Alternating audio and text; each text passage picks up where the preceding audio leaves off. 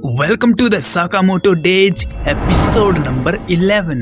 Casino में आने के बाद शिन को लगता है कि जुआ सिर्फ किस्मत का खेल है, जिस पर शाओ बताती है कि वू टैंग उनको इस खेल में हरा सकता है क्योंकि वो काफी दिमाग वाला बंदा है।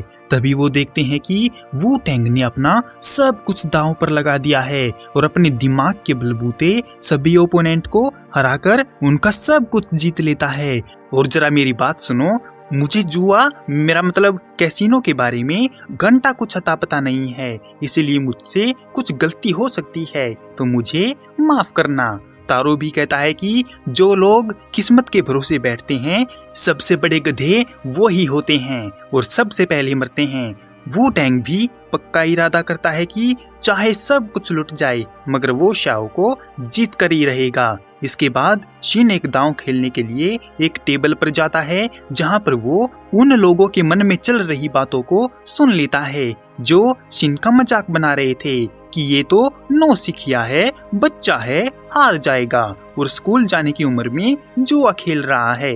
तभी वहां पर शाओ आकर शिन से पूछती है कि क्या उसने खेल के सारे नियम जान लिए हैं, लेकिन शिन उनको नहीं पढ़ पाया था क्योंकि उसका फोन छीन लिया गया था। शाओ को लगता है बिना कुछ जाने शिन हार जाएगा, इसलिए वो शिन से पत्तों के लिए छीना झपटी करने लगती है और पत्ते नीचे गिरकर सबको विजिबल हो जाते हैं, जिसमें इक्का और बादशाह था। ये देखकर वहां बैठे खिलाड़ी डर जाते हैं और शिन को डराने लगते हैं ताकि वो छोटी रकम लगाए, लेकिन माइंड रीडर शिन अपने सभी कॉइन लगा देता है और उनको हरा देता है। और वहीं पर तारो भी एक स्पिनर टेबल पर अपने सारे कॉइन लगा देता है, सिर्फ एक को छोड़कर। सभी खिलाड़ी परेशान हो जाते हैं क्योंकि वू टैंग ने उनको तारो के बारे में बताया था।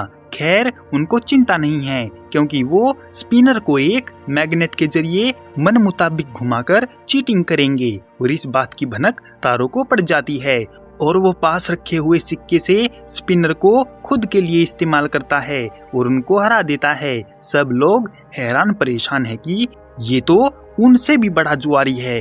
वू टैंग का जासूस उसको बताता है कि तारो और शिन लगातार जीतकर अपने कॉइन बढ़ा रहे हैं, लेकिन वू टैंग को कोई फर्क नहीं पड़ता और वो अपने कैलकुलेशन से सामने वाले जुआरियों को डिफीट कर देता है क्योंकि ये उसकी खासियत है और वो दिमाग वाला है। इसीलिए ही तो शाओ उसको दिमाग वाला बोल रही थी। वू टैंग एक फ्लैशबैक में जाता है जब वो लू फैमिली में एक माफिया बनने आया था, लेकिन वहाँ उसको पीटा जाता है क्योंकि फिजिकल स्ट्रेंथ के मामले में वू टैंग कमजोर था।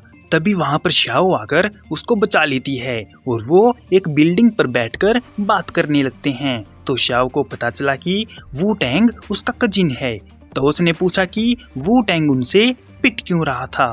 तो उसने बहाना बनाया कि मार खाकर वो अपने दुश्मनों को पुलिस के हाथों ज्यादा से ज्यादा पिटवा सकता है और इस बहाने पर शाओ इम्प्रेस होकर उसकी तारीफ करती है कि वो तो बड़ा समझदार है। और उसके पापा ने बताया था कि सबके पास कोई ना कोई एक एबिलिटी तो जरूर होती है और शाओ को लगता है कि उसकी एबिलिटी उसका दिमाग है। शाओ की वजह से वू टैंग को अपनी ताकत पता चल गई थी और वो उस पर काम करने लगा और वो काफी प्रैक्टिस और अपनी दिमाग के बलबूते एक लीडर बन गया।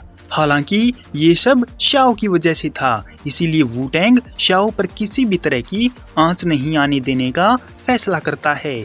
उन दोनों टीमों ने काफी कॉइन इकट्ठा कर लिए थे और मजे की बात तो ये है कि वो बिल्कुल इक्वल हैं, लेकिन अभी भी हार जीत का फैसला नहीं हुआ है। इसलिए वू टैंग उनको पोकर खेलने को कहता है मगर उनको पोकर के रूल के बारे में पता ही नहीं है।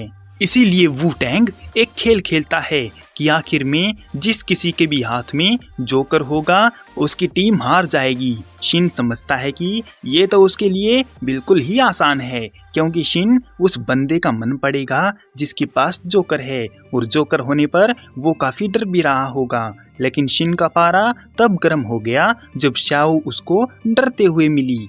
वू टैंग उसको देख लेता है और जोकर को निकाल लेता है। अब पत्ता निकालने की बारी शिन की थी और जैसे ही उसने पत्ता निकालने की कोशिश करी तो वू टैंग उसको मन में बता देता है कि वो जानता है शिन के माइंड रीडिंग पावर के बारे में और वो देखना चाहता है कि शिन कितना डीपली दूसरों के दिमाग को पढ़ सकता है।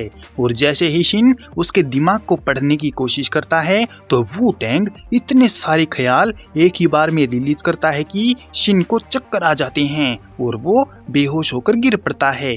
और जैसा कि वू टैंग ने सोचा था बिल्कुल वैसा ही हुआ। शिन बस उन्हीं ख्यालों को पढ़ सकता है जो फिलहाल सामने वाले के मन में चल रहे होंगे, उन ख्यालों को नहीं जो छिपे हुए होते हैं। और जब सामने वाला उन ख्यालों को मन में लाएगा बस उसी टाइम शिन उनको पढ़ सकता है। और वू टैंग ने जानबूझकर ऐसे ख्याल रिलीज किए जिनसे शिन बेहोश हो गया।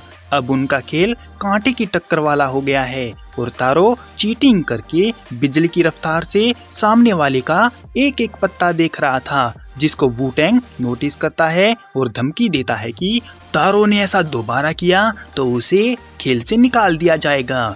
इसके बाद लगभग सभी गेम से बाहर हो गए थे, सिर्फ उन दोनों को छोड़कर। और तारो के पास जोकर था जिसका पता वू टैंग को चल गया था। और जैसे ही जबरदस्ती करके वू टैंग पत्ता निकालने लगता है तो चालाकी से तारो जोकर को उसके हाथों में पकड़ा देता है और वू टैंग दूर जाकर गिरता है। उसे पता चलता है कि वो तारो की चीटिंग से हार गया है, मगर तभी उसके साथी सबको गन पॉइंट पर ले लेते हैं क्योंकि वो तंग आ चुके थे इस खेल को देखकर, जबकि वो माफिया हैं और लोगों को टपकाना उनका काम है, जुआ खेलना नहीं। वू टैंग को शक था कि कभी ना कभी ऐसा जरूर होगा और उस टाइम उसका दिमाग काम नहीं आएगा। वो हार मान लेता है और मरने के लिए तैयार हो जाता है, मगर तारो उसको इतनी जल्दी हार ना मानने को कहता है क्योंकि अभी उसे शाओ को अपने दिमाग का खेल दिखाना है। वू टैंग तारो का इशारा समझ जाता है और कहता है कि किसी ने भी गोली चलाई तो गन उसके हाथ में ब्लास्ट हो जाएगी क्योंकि ये एक मॉडिफाइड गन्स हैं। सारे बदमाश ये सुनकर चौंक जाते हैं और मौका मिलते ही तारो पास खड़े गुंडे को बढ़िया वाला घुसंड पेलता है और शाओ एक लात। तारो पत्तों का इस्तेमाल करके बदमाशों को नंगा कर देता है और गन वाले की मुंडी पकड़कर उसको सामने वाली स्क्रीन में दे मारता है और शाओ भी बदमाशों को पीटने में लगी हुई है। इतने में ही तारो बॉल टेबल गेम से बॉल उठाकर सभी गुंडों को मीठी नींद सुला देता है और भागते हुए गुंडे पर वू टैंग फायर करके बताता है कि उसने अपने दिमाग से मॉडिफाई गन का नाम लेकर सबको भूतिया बनाया था। हार मानते हुए उसने तारो से कहा कि उसकी वजह से शाओ खतरे में पड़ गई थी, इसलिए वो तारो के बीच में नहीं आएगा और शाओ को भी परेशान नहीं करेगा। इसके बाद तारो वू टैंग को भी नौकरी पर रख लेता है और वादे के मुताबिक अब वो उस आदमी के बारे में बताएगा जिसने तारो पर बाउंटी लगाई थी। उसने कहा कि सलर ही वो बंदा है जिसने तारो पर बाउंटी लगाई थी, मगर उस तक पहुंचना आसान नहीं है क्योंकि उसका कोई एक ठिकाना नहीं है जो वो मिल जाए। ये सुनकर तीनों अफसोस करने लगते हैं कि उन्होंने खामखा इतनी मेहनत की, क्योंकि इस बारे में तो वो पहले से ही जानते थे।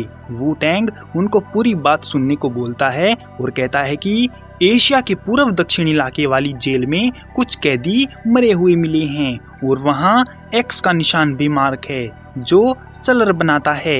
और तो और उसे ये भी पता चला है कि जापान में कुछ ऐसे लोग आए हैं जो लोगों को बेरहमी से मार डालते हैं, जैसे काट कर, फाड़ कर, दबा कर। और ये लोग जेल से भागकर अपनी मौत का दिखावा करके जापान में छुपे हुए हैं। मैकडोनाल्ड के एक रेस्टोरेंट में हम 4 अजीब लोगों को देखते हैं जो आम लोगों से बिल्कुल अलग हैं। अब मुझे इनके नाम के बारे में तो घंटा कुछ जानकारी नहीं है, इसलिए फोटो दिखा रहा हूँ तो देख लो, और अगर जापानीज आती है तो पढ़ लो। और जिन्हें भी मेरी तरह जापानीज नहीं आती वो इन नामों पर एग्री हो जाना, जैसे हीरोइन, छपरी, लंबे बाल वाला और बुक्कड़ कलुआ। सब लोग उन्हें घूरे जा रहे थे तो उन्हें इस बात से दिक्कत होती है, ये साला मांगा लवर है, जबकि लंबे बालों वाला खाने में नखरे करता है और भुक्कड़ कलुआ उसका खाना दबाकर गोला बनाता है और खा जाता है। तभी वहाँ घोड़े के मास्क वाला गधा काशिमा भी आता है और इसी ने उनको जेल से भगाया था। वो उन चारों को असैसिन को मारने की लिस्ट थमा देता है जिसमें अपना तारो भी था और काशिमा उनको तारो से सावधान रहने को बोलता है, जिस पर कलुआ गुस्सा हो जाता है और सामने वाली टेबल को प्रेस करके सिकोड़ देता है और कहता है कि वो उनको 1 महीने के अंदर टपका डालेंगे और काशिमा अगले महीने की हिट लिस्ट तैयार कर ले, नहीं तो वो जापान में दंगा कर देंगे। उनके जाने पर काशिमा कहता है कि जिस तरह सलर ने उसको बनाया था बिल्कुल उसी तरह उनको भी बनाया है। उधर स्टोर में वू टैंग उनको भागने को कहता है, जबकि शाओ को वो खुद ले जाएगा क्योंकि वो लोग बहुत खतरनाक हैं। लेकिन वो तीनों उसकी एक नहीं सुनते क्योंकि अगर वो भाग गए तो काफी सारे लोगों की जान खतरे में पड़ सकती है और वो ऐसा नहीं होने देंगे और उन कातिलों का डट कर मुकाबला करेंगे। इसी के साथ the end of Sakamoto days episode number 11। मिलते हैं किसी और वीडियो में, तब तक के लिए सायोनारा।